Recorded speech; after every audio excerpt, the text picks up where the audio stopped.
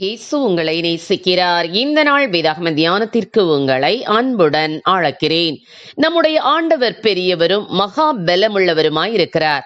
அவருடைய அறிவு அளவில்லாதது. 147 சங்கீதம் 5 வசனம். ஒரு ஊரில் பலசாலியான வாலிபன் ஒருவன் இருந்தான். அவன் தன் நேரத்தை எல்லாம் உடற்பயிற்சி செய்வதிலும் தன் பலத்தை கொண்டு அரிய பெரிய செயல்களை செய்து முடிப்பதிலும் செலவிட்டான். அவனது பெற்றோர் அவனிடம், நீ இப்படி உன் சரீரத்தை பலப்படுத்துவதிலேயே இருந்தால் நாங்கள் சாப்பாட்டிற்கு என்ன செய்வோம்? யாரிடமாவது போய் வேலை செய்து பணம் சம்பாதித்து வா என்று விரட்டினர்.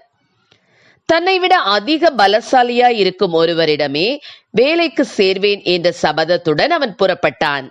ஒரு வழியாக ஒரு பலசாலியை கண்டுபிடித்து அவனிடம் வேலைக்கு சேர்ந்தான்.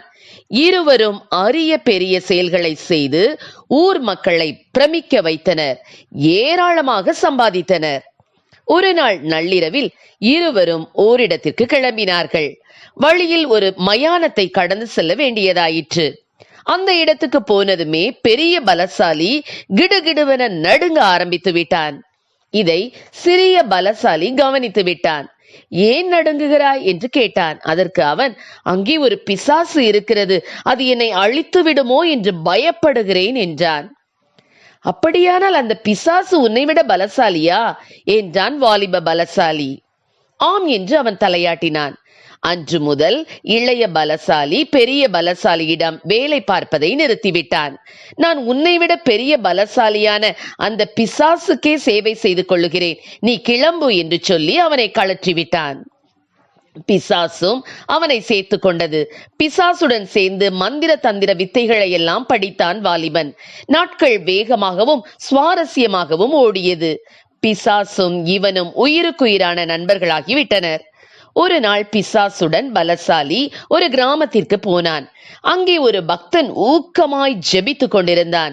இயேசுவின் இரத்தத்திற்கு ஜெயம் என்று அவன் சொல்ல ஆரம்பிக்கவே தன்னுடன் வந்த பிசாசு பயந்து நடுங்குவதை கண்டான்.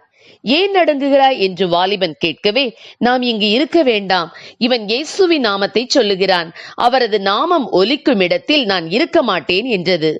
ஆனால் வாலிபனோ, இந்த பிசாசை விட பலமுள்ளவர் ஒருவர் இருக்கிறார் என்றும் அவர்தான் இயேசு என்றும் அறிந்து அந்த பக்தனிடம் வந்து இயேசு கிறிஸ்துவை குறித்து முழுவதுமாக அறிந்து அவரை ஏற்றுக்கொண்டான். எல்லா பலசாலிகளையும் விட சர்வ வல்லமையும் மகா பலமும் உள்ளவரை வணங்குவதுதானே மேன்மை. ஆம், என கருமையானவர்களே, நாம் ஆராதிக்கும் தேவன் பெரியவர் என்று வேதம் சொல்லுகிறது. அவர் பூமியை தம்முடைய வல்லமையினால் உண்டாக்கி, பூச்சக்கரத்தை தம்முடைய ஞானத்தினால் படைத்து, வானத்தை தம்முடைய அறிவினால் விரித்தார் என்று வேதம் சொல்லுகிறது. நம்முடைய தேவன் அவ்வளவு பெரியவர். அவருடைய செயல்களை யாராலும் ஆராய்ந்து முடியாது. அவர் மனிதனுடைய சிந்தனைக்கும் அவனுடைய ஞானத்துக்கும் அப்பாற்பட்ட பெரிய காரியங்களை செய்கிறவர். அவர் தம்மை ஆண்டவராகவும் இரட்சகராகவும் ஏற்றுக்கொண்ட ஒவ்வொரு தேவ பிள்ளைகளுடைய வாழ்க்கையிலும் அதிசயங்களையும் அற்புதங்களையும் செய்து அவருடைய வல்லமைகளை பூலோகத்தில் வாழும் ஜனங்களுக்கூட விளங்க பண்ணுகிறவர். ஆம் பிரியமானவர்களே, நம்முடைய தேவன் மகா பெரிய ஒப்பற்ற தேவன். உலகத்தையும் உலகத்தில் உள்ள சகல சிருஷ்டிப்புகளையும் தம் வார்த்தையின் வல்லமையினால் உண்டாக்கினவர். அவர் ஆராய்ந்து முடியாத பெரிய காரியங்களையும் எண்ணி முடியாத அதிசயங்களையும் உங்கள் வாழ்விலும் செய்வார். விசுவாசியுங்கள். கர்த்தர் நம்மை ஆசீர்வதிப்பாராக. ஆமென். ஜெபம். எங்களை அதிகமாக நேசித்து நடத்துகிற எங்கள் அன்பின் பரலோக பிதாவே, நாங்கள் ஆராதிக்கிற எங்கள் தேவனே பெரியவர் அப்பா. ஆண்டவரே, எங்களுடைய தேவனை போல பெரிய தேவன் இல்லை என்பதை கர்த்தாவே எல்லாரும் உணர்ந்து கொள்ளக்கூடிய கிருபைகளை கொடுப்பீராக ராஜா. கர்த்தாவே, தேவர்களில் உமக்கு ஒப்பானவர் யார்?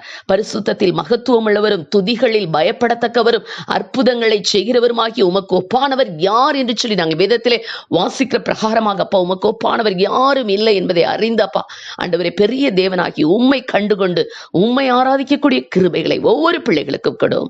ஆசீர்வதியும். இயேசுவின் நாமத்திலே ஜெபிக்கிறோம் நல்ல பிதாவே. ஆமென்.